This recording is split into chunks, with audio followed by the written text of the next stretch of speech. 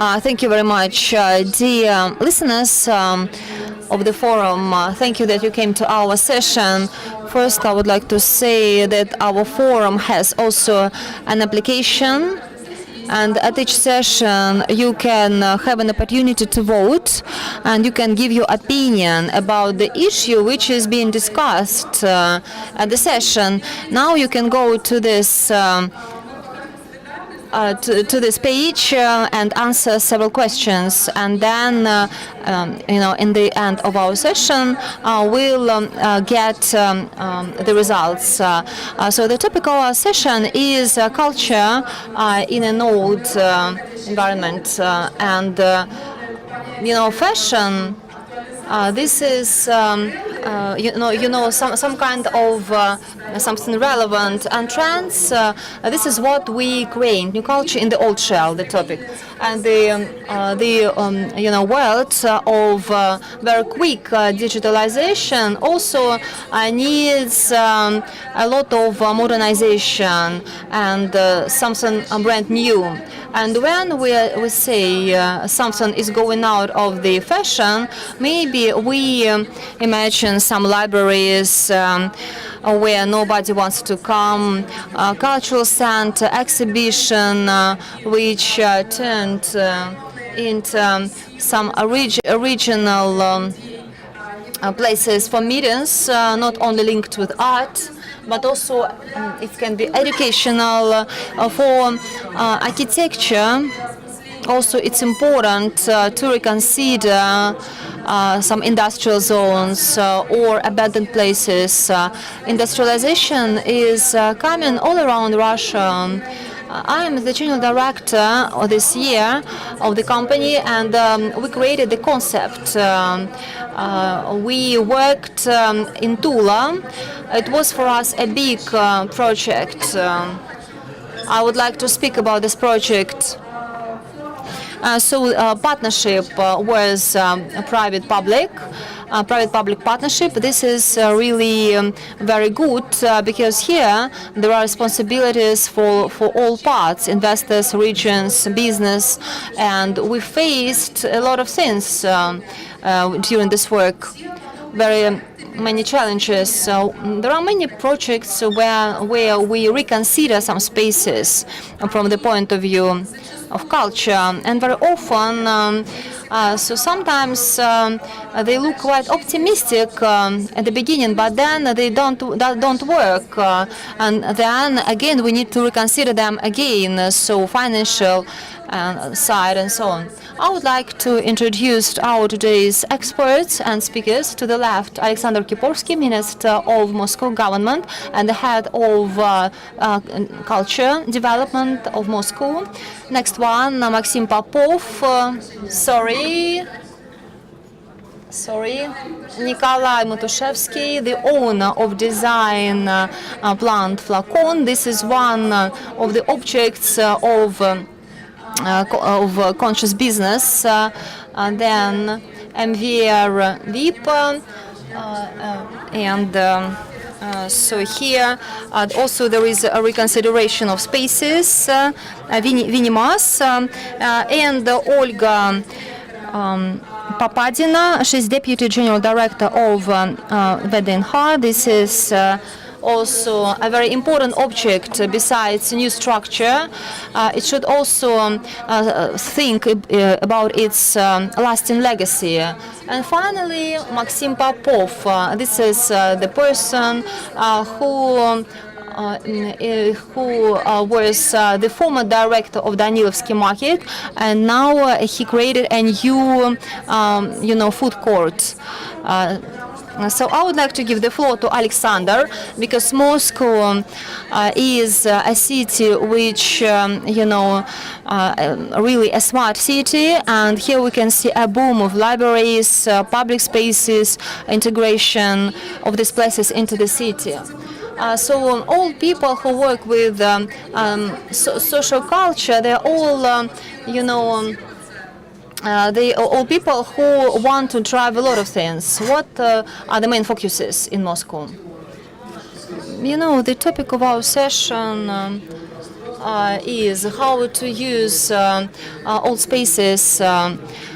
It's of course quite an open topic. So here we need to understand how we can use old spaces, maybe former industrial objects, and they are really space consuming.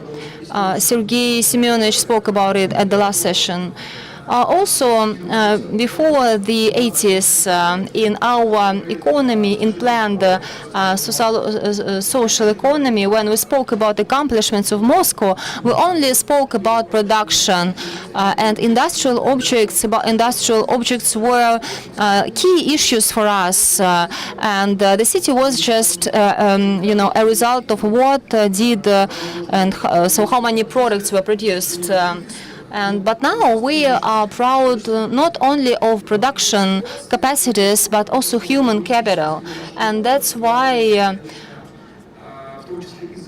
also we have some substitution of workplaces and infusing of new technologies into our life. Here culture and art can be drivers. I would like to set one example. This is the project Gas 2. Which was a technical, advancement, because this is substation which provided electricity for the central part of the city. But now new technologies led to the following: if we want to do the same function, we need only one. Not very big building. We don't need a gigantic complex, which also became cultural heritage at the Red October place.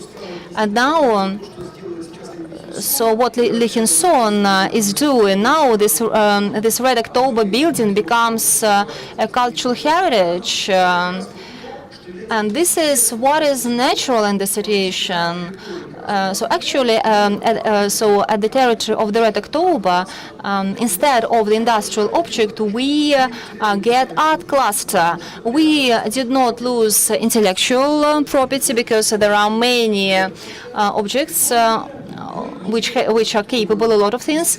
Then also still we have legacy, architectural legacy, and then we have a new place which draws a lot of artists and some creative people to this place. So, of course, not only old spaces can get out of fashion, which had some other functions earlier, but Moscow was also a metropolis which always had a lot of cultural institutions, cultural functions. And they were created, of course, during socialistic time, during planned economy.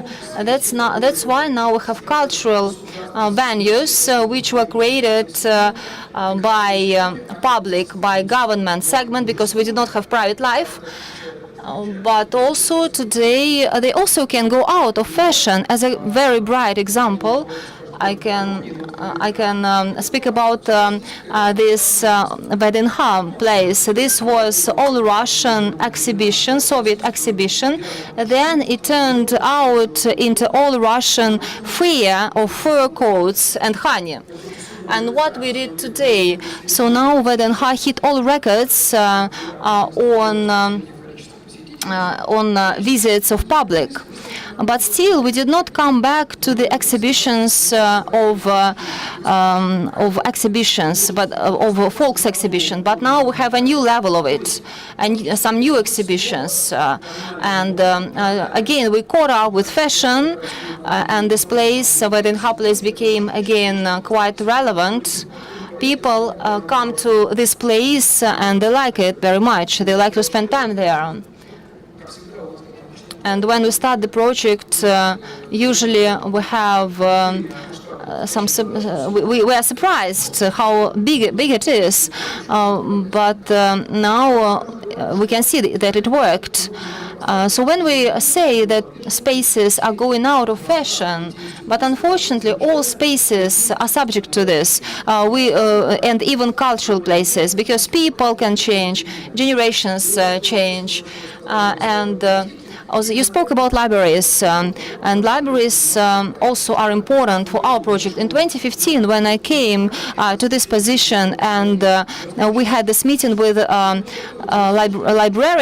libraries, it was like an old atmosphere in the air. Very respected people were sitting at the table, and they are like old guys. They were staring at me, in a surprise. But of course, it was clear that they wanted to say something. Let's do this and that. But then it went another way, because then our first thesis was that libraries, the same can be referred to cultural centers. So a library is a library. So we work for readers, for people. And when a reader is a priority, is our top priority, in this case, everything became understood. So because we had a lot of crowdsourcing, we have young people, directors of libraries were young, and we had points of growth. So a couple of years passed, and everything changed dramatically. And fashion is a great thing. And when we became really ashamed of of the fact that nobody went to the libraries. So then,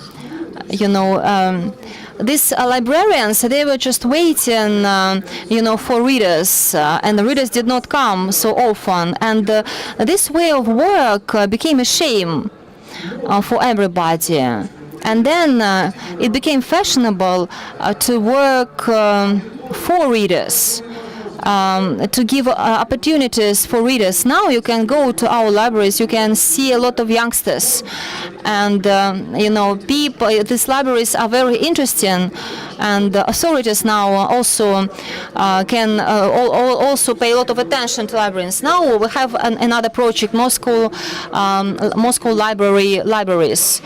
And I think it will be very important for us. But I like, project financing of the government. So you need to buy a product, a content, what people need. And when we are in this position, we understand what we have done during last 3 years. Now we have this internal system. We had this system internal which was not transformed for 20 years. It was very old. So we started from the basics, from the beginning, and then we had the project. Last year we had this project of museums. So children go to museums free, and teachers with these children go to this museum free, and they also give them lessons. So we have this nice projects. And we want, outstanding results this year. Also we have Delphine Games, and we won. We won in 95 international and all Russian competitions. We took first places, but again, teachers, had very small salaries. And now for teachers we give also grants, additional grants, and now teachers keep on working, and the program is about 8 billion of rubles, and 95,000 of students we have. On top of that, we have grandparents and parents. This is 500,000 of people who are engaged, are involved, and that's very important because this is our creative tomorrow, and this also this is comfortable for many Muscovites. When we speak about fashion, So we have made rebranding of our art schools. We bought new tools, new instruments, and when colleagues from other countries come to us, they can see this. We have 142 schools and 10 colleges. These are free places paid by government. We teach these students, we teach art to the students. So just think of it. I'm not blaming anybody in London. There are only 2 music schools. Both are private and nothing is free of charge. If you want to get education in music, you have to pay for it. Anyway, in conclusion, when we talk about how to use spaces going out of fashion, it's not just those that require functional changes, it's also about our own work. This is what we use as the foundation. As we work for the Department of Culture, it has to be hype, it has to be something fashionable. Only through this approach we'll be able to achieve success. And let me end by quoting a poem. When you ignore the words and the life convinces us again that you have to have talents, and mediocre will make their way themselves. And we can do reforms very efficiently when they're focused on one specific block of changes, and we are waiting for changes in the art schools. Nikolai, you are the leader of the Flacon cluster, and you were able to preserve the business model. And let me ask you a personal question. In 10 years, did you change anything in your model? Did you abandon something? And after you came other art clusters, and now this wave is decreasing. There is more about museums or institutions, individual institutions, but clusters are developing actively in the regions. Are there any investment recommendations that you can give to others so that you could keep your cluster popular for a decade?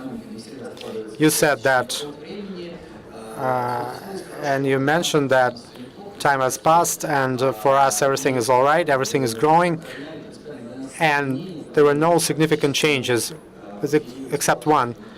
This year we commissioned the bakery, or the former bakery, and this is what we use now. We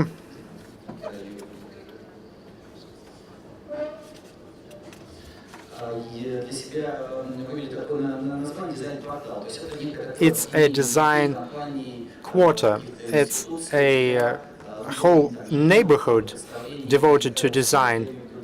And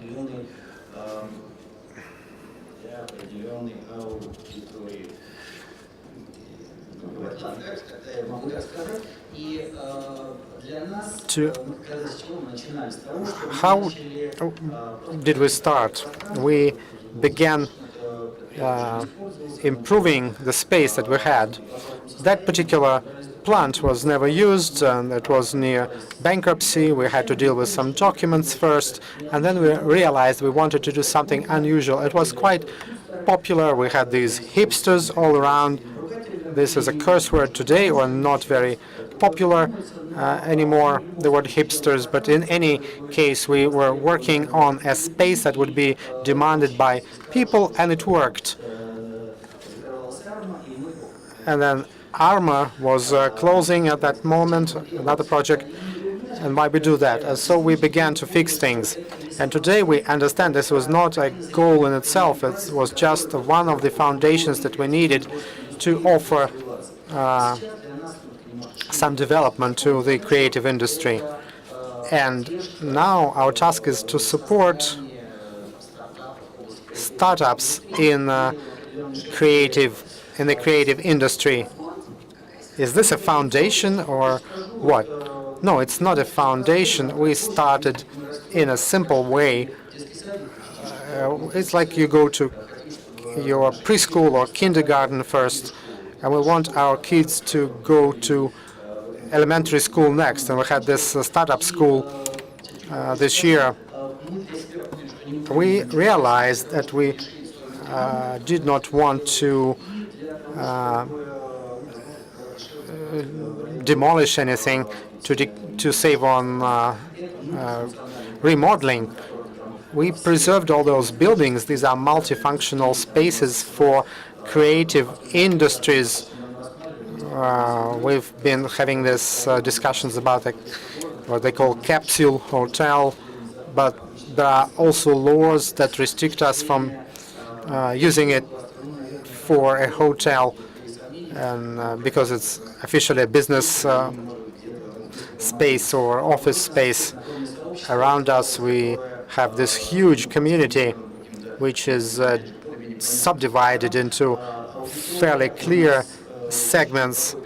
We host many events. We've been preparing for the finals on Saturday. On Saturday, we had a Day of France, and we had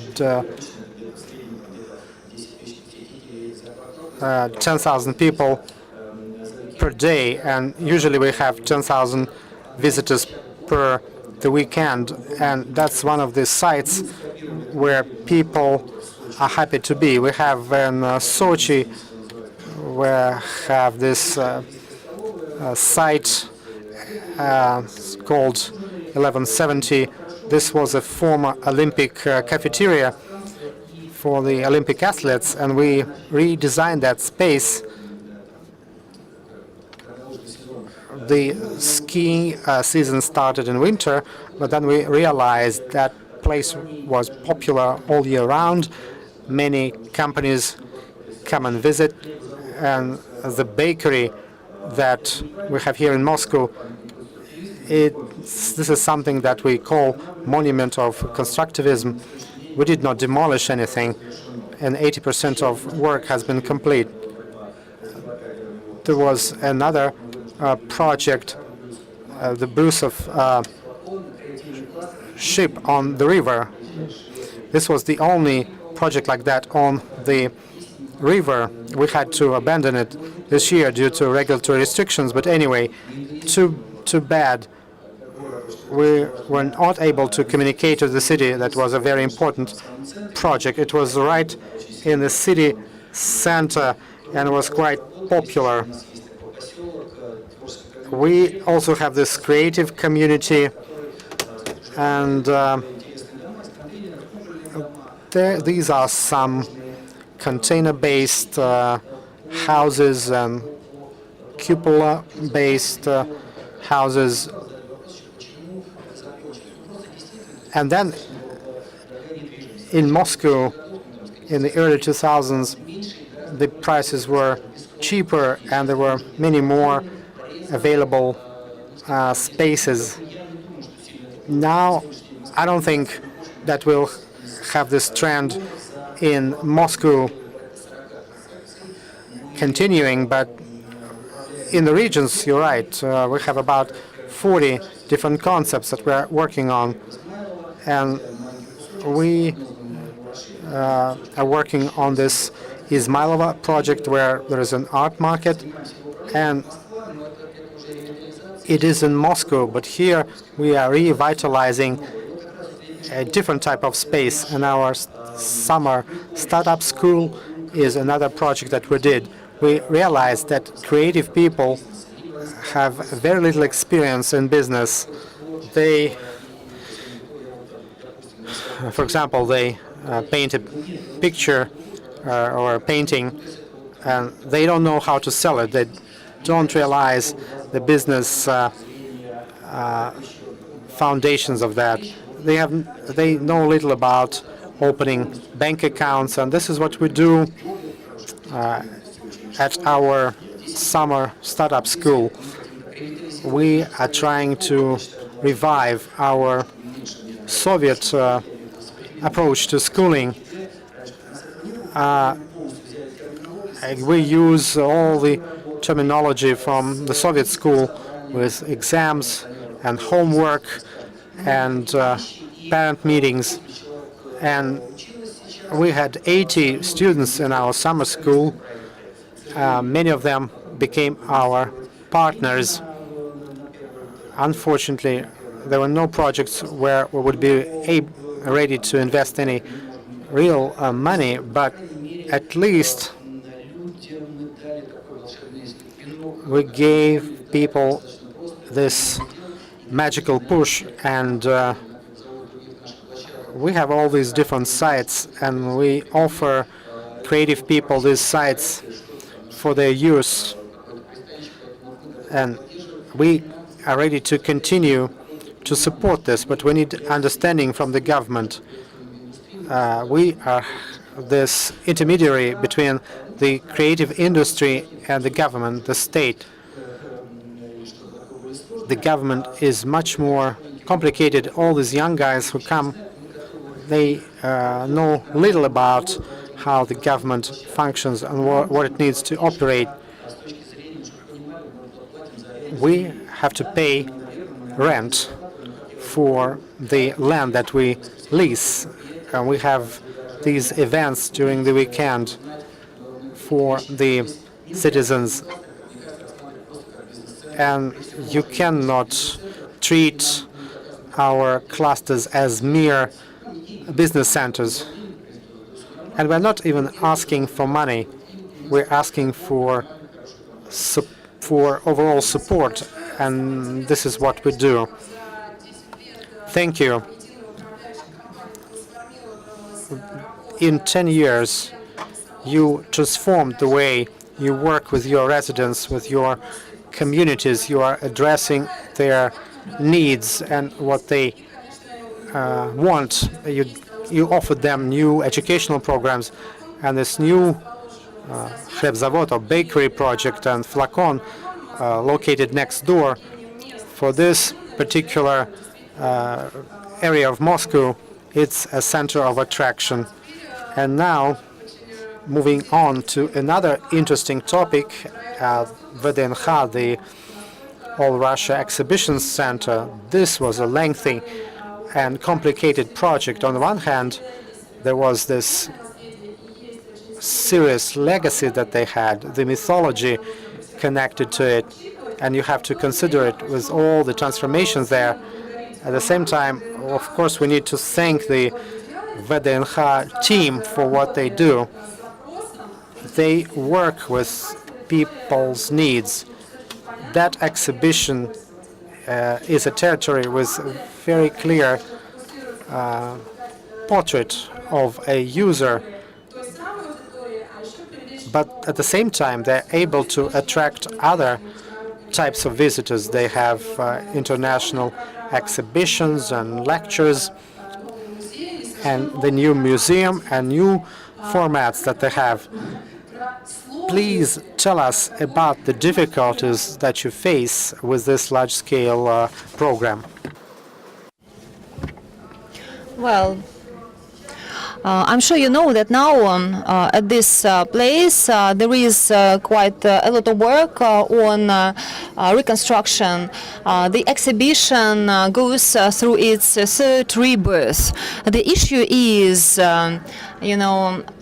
so about term revitalization, transformation, redevelopment, whether these terms can be referred to processes which are going on at VDNH place. But I think these terms cannot be applicable because revitalization means changes of functions of urban territories, urban space.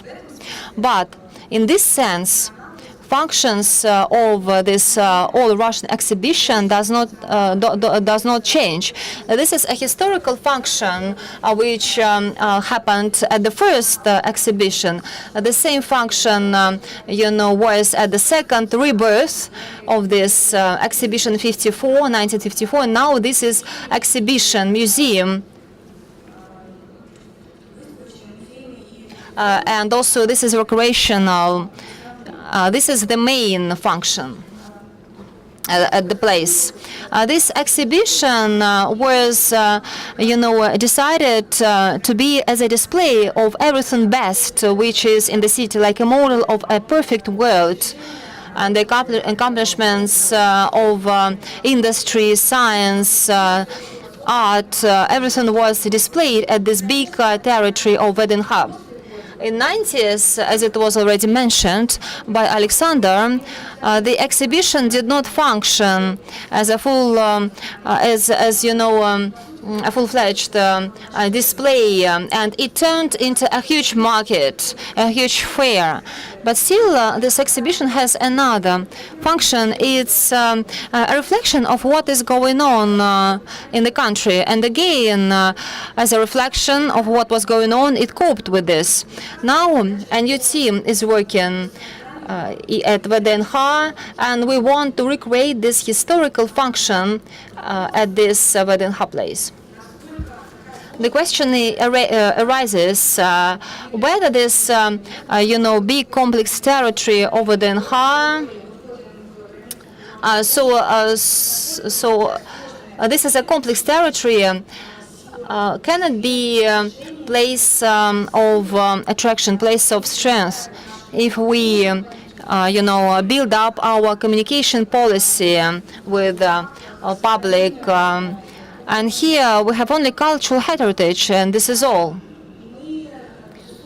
So whether we'll be able to have this communication, we always conduct a lot of researches of our public, and we have a huge public, 25 million people who come to VDNH place, and and in accordance with our estimates, it will grow. This figure will grow till 45. That's why. Here we have a lot of requirements for time spending of these people. Our guests come to the exhibition not only to look at cultural heritage, reconstructed cultural heritage, but also they want to have fun, enjoy themselves, to participate in educational programs, to get some skills, like craftery skills. And our task, the task of our team, is to hear these requirements, to understand them, to understand the public, its needs, and also give an opportunity for people to realize them. What about the growth of a number of people coming to VDNH? I think maybe it tripled. Till 2014, there were no any calculations, but now we have continuous growth of people coming to VDNH. People come to new projects which are created within this legacy, historical legacy. For example, in winter we have a skating ring. It's a new project. We have new formats of events. We have a lot of festivals of inspiration. We have educational, interdisciplinary projects. Also, we have a new librarian club. It's a tremendous project. Yes, and this is thanks to our team, but also our resident. There is also our mediatek at the territory of VDNH. We have really a books club, an old-fashioned books club. As Alexander says, not only a number of people changed, but also, people became a little bit different, and now we have subcultural public. Yes, for example, we have a cinema, and we have lectures, educational lessons, which is called farm. A little bit different people come. Earlier we had places for animals, but now we have an educational lesson, lecture. And this is also, so it has also its community, its own community. Next year you will have another museum opened up there. Can you expand on your plans for the future? I would like it to be secret. I would not like to expand about the plans. Now let's proceed. Vinimas, you have a bureau. So organizers say about you that you say that you are quite informal here and creative. You have non-standard, out of the boxes decisions regarding pavilions and spaces. And you have a lot of brave ideas, brave formats. I'm very interested in the following. How do developers or urban communities, with those with whom you work, what is their attitude to your brave ideas? And can you fulfill them to the end? Can we get the first slide? New culture in old shells. So I will concentrate in the part of the discussion that you have here, how we can contribute to that. I would like to show some concepts.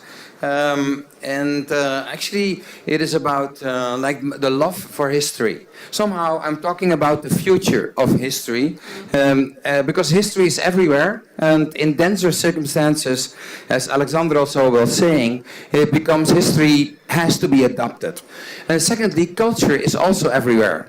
And that especially in dense cities. So how to combine them and how to create a culture of the continuous history. I call it high story, because we make stories and from one to the other.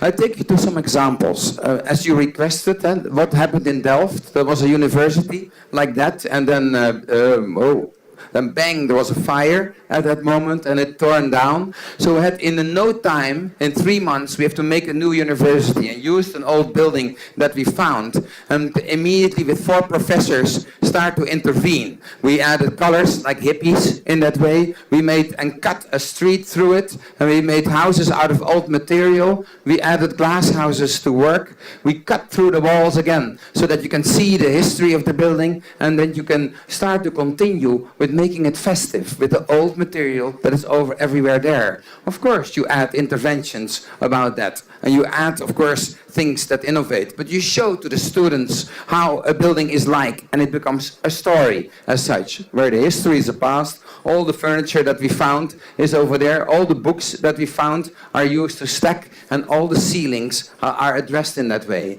New things come in.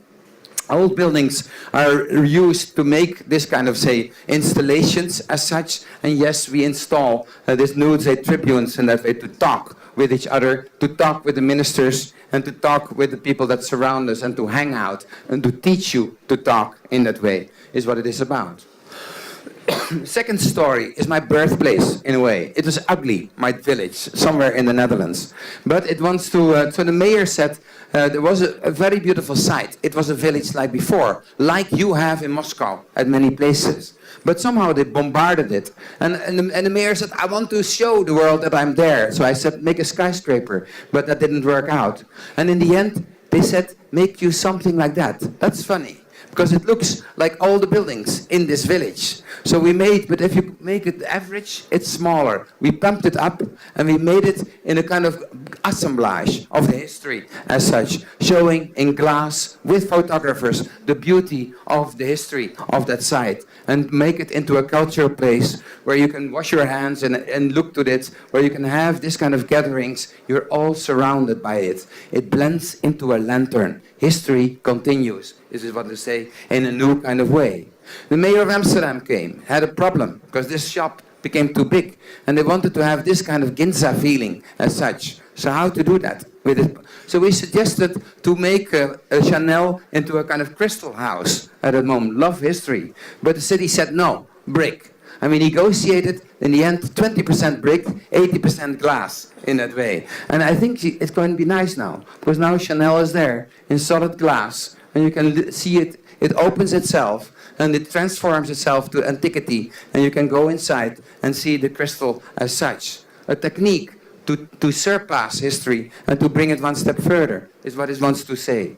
And now in Bordeaux, we try to make on this site, where there's a lot of history, Napoleon was there, and then to say, everything is beautiful, also the platforms, also the buildings that are there. Make small streets that surround it. Very tiny, 6 meters, un-Muscovite in that way. And then you can see elements like that happening. And then you have, say, this kind of possible extrusion. You cut it because of the sun for the other light in that way. And then I can imagine a beautiful new interpretation of history. History is everywhere, but inhabited with 140 architects, with the new electronics that are there. And then this site turns into this assemblage. Yes, I love history, but I want to make it better. I want to use it for ecology, and I want to make this densities possible.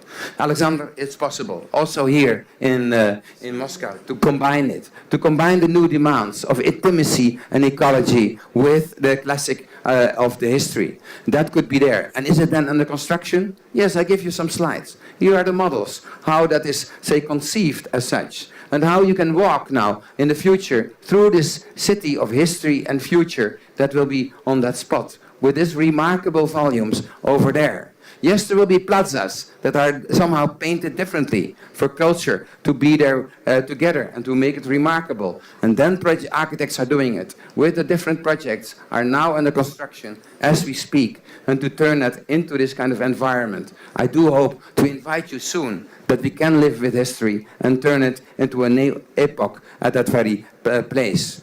I end in Moscow, like in every lecture today, of course, because it is true that you do a lot on it in that aspect. You made Zariadje in that way, but just I made a memory of it.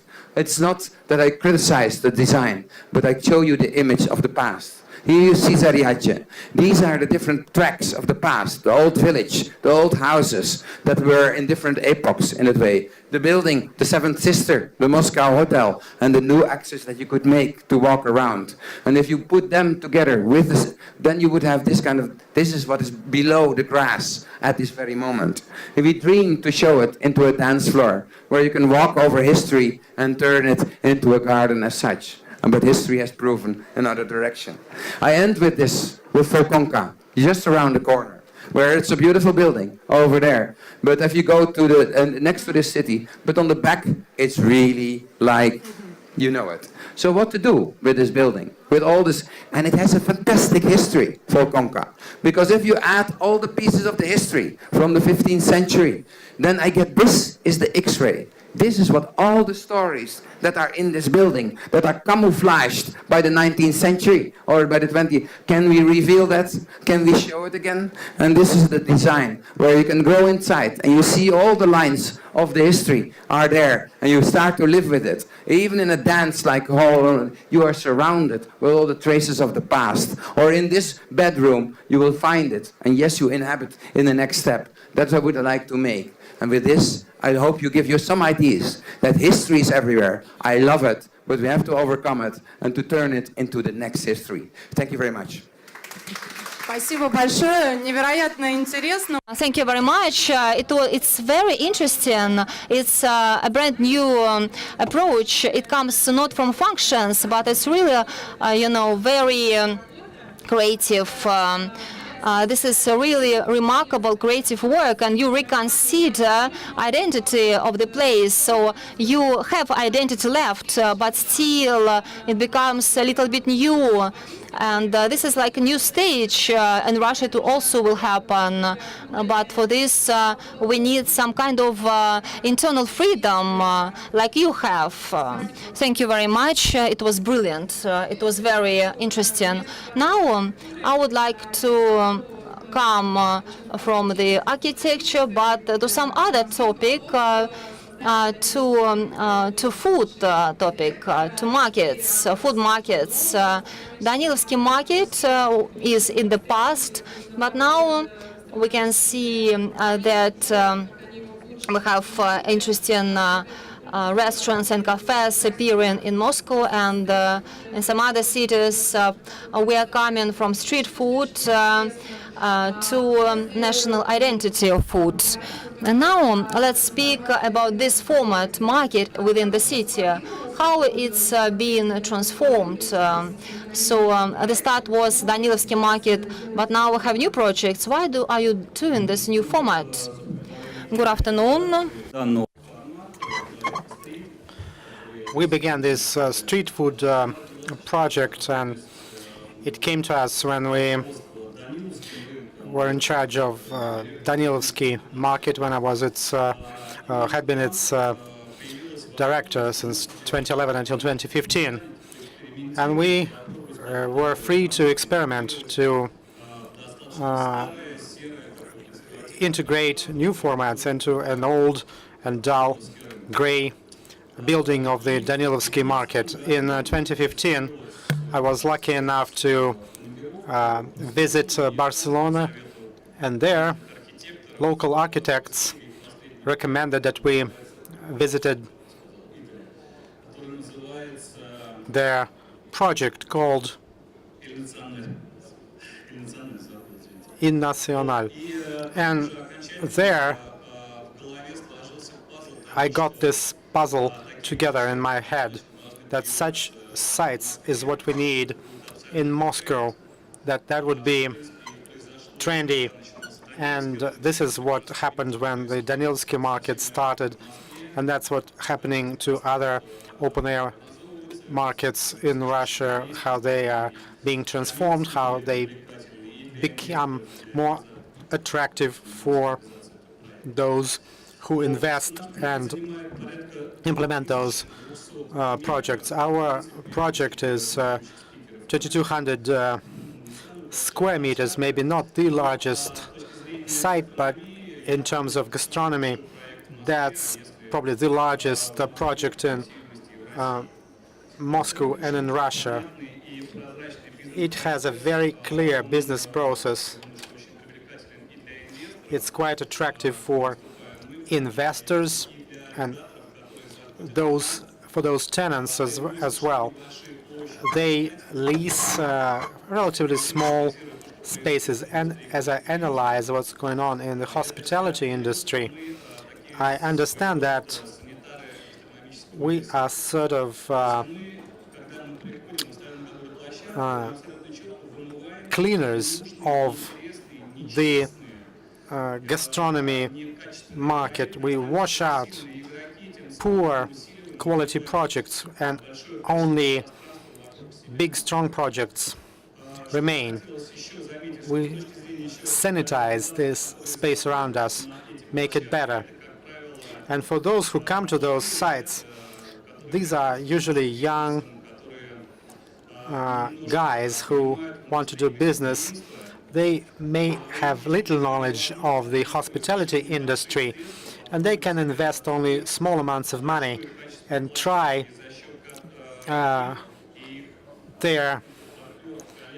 developing their projects at those small sites. We offer them attractive packages. We have good pricing strategies, and such sites are quite promising. They have their right to exist. They are quite popular and trendy. In Moscow, we get many applications from regions as well, from cities with a population of 1 million and above, and also some significant satellite cities of Moscow. There are quite a few of them, and it's interesting for the city as well. It's not a secret that we're all online now in social media, and that's a platform to unite people. People organize different, gastronomic quests and birthdays. We have this in-house currency called Streetcoin, which they can buy, and they use Streetcoin and to buy food that they want, and that's also quite economical for those who organize all those events. I wonder if we can show a video that we have prepared so that you could get a feeling of the space that I was talking about. Let's see if we have a video, and if it can be shown.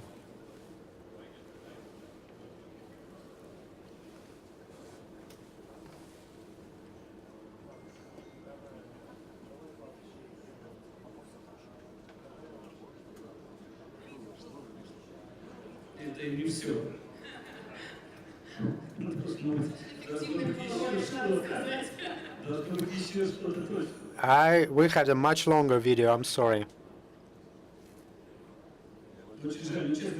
Oh, too bad. Anyway, there.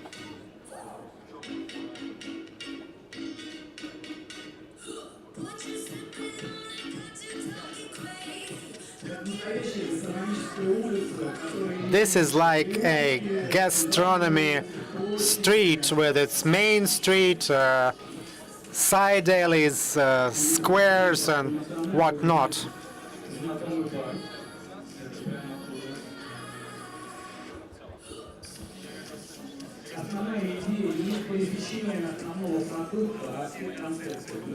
We, of course, have restaurants serving meat and fish, but they do not compete because they use different approaches, different side dishes, different sources.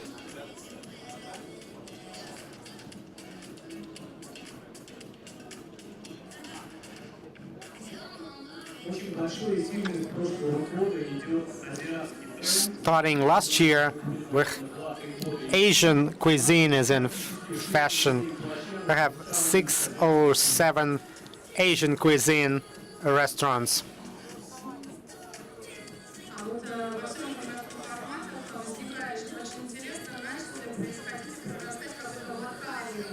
Are there any local products connected to the history of the place?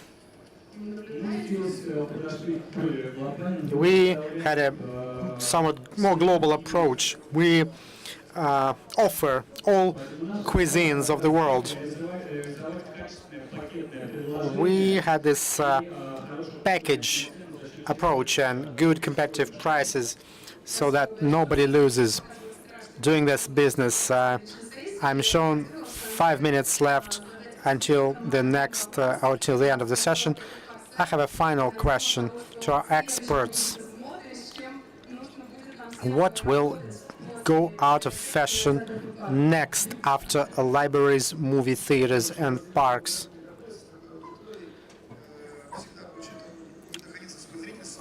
Well, in big cities, everything is in fashion, and there's this park called Sokolniki in Moscow, and they have this dancing place where they complain that not enough men. And in our city, we have audience for everything, no matter what you offer. Let me very quickly comment on what I heard. Of course, we are the largest metropolis in Europe, and today our fight is not for industry or production, but for human capital. If we are competing for residents, we need to offer them a comfortable city. And what we mean by comfortable environment. And today, for Moscow, it's not just water in our homes and housing. We need a city for the residents, and people need their creative needs met.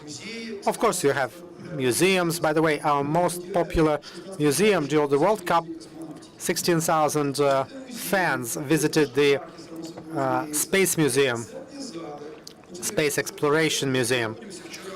And here we are at Zaryadye at the first hour. They bought thousands of tickets.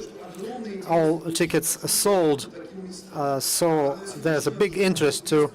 And currently 2,500 tickets have been bought to this concert hall, and we just opened it. And what's our priority now? The Department of Culture, we need to develop government programs, but we need to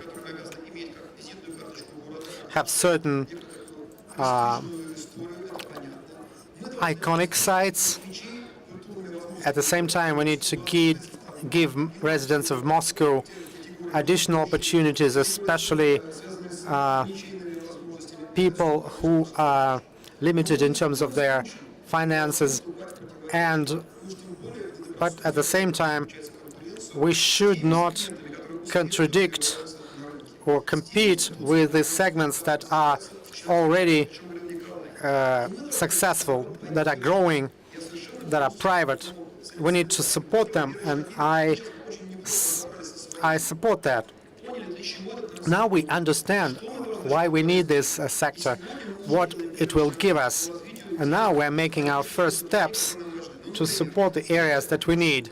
For example, Mayor of Moscow met our museum representatives. We add private museums to our city programs, and we want our kids to go and visit those museums. And in other words, our kids in the city will be able to visit private museums free of charge as well. There are many charity organizations that we work with. Mayor just met young artists, and grants are going to be issued to young painters and artists, and they will get those grants for their urban projects. We have this open stage for young theater directors. And here I support Nikolai. We are going to develop the ways we interact and support private institutions that are making our urban environment comfortable. That's where the future lies, and this is what we are striving for. Fashion is a huge driver. After all these changes that we see, and you can no longer be boring, even if they continue to pay you money for that. We were late starting this race against other cities in the world. We started late. In 6 years, we were able to change the aggressive city into something much more comfortable that delighted the fans at the World Cup. Those who came to visit us in 2012, they said, now we are in a totally different place. We need people's mentality to change. And by changing the city infrastructure, we help change the way people think. They want to be active, they want to be hype, they want to develop their own projects, their own exhibitions, and that's the task of our Department of Culture. That's where we are going, and that's what I promised to you. Nikolai, your foresight, a couple of words. Alexander says government wants to support art and clusters, and that's great. We are trying to select what's really interesting, and we have this constant flow of new ideas and people who come. We will ensure these companies have access to the market. The market will help us figure out what's good, what's bad, what's trendy, what's not, and fashionable guys will come and be doing interesting projects in the future. Vinny. To wrap up, I'm looking forward that your government will be making for Moscow like a fantastic, say, catalog how we can live with the past and how to make the next step. I'm looking forward to this new model that somehow that we all understand it in a very, say, clear way that gives space for the young hipsters, but also for new cultures and for developers, and maybe even for producers. So that this mixed city that we are facing, one of the largest of Europe, is really turning into an emblematic and exemplary one. Thank you. Thank you. Спасибо большое, Ольга. I would like to believe that quality and the delicate use of cultural heritage will always be fashionable. Maxim?